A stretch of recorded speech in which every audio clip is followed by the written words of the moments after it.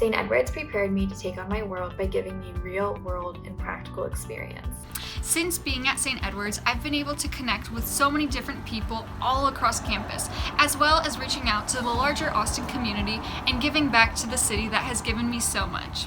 As a student here at St. Edward's, I've continuously had the opportunity to explore, to take risks, and to try new things, which is ultimately how I found the major I wanted to study. I've helped lead service projects, which has helped me learn how to create actual change on campus or in the greater Austin area.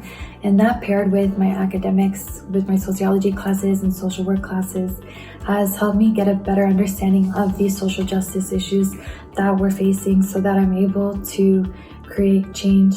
With St. Edward's emphasis on its mission, it propelled me to focus outside of academia and also venture out into spaces such as extracurriculars and service that focus on equity in order for me to learn how to take on my world. Almost every leadership opportunity I've had has been because of my connection with this university. Even the things I've been engaged with off campus, volunteer work, political involvement, my social work internship, has all been connected in some way to my enrollment at St. Edward's.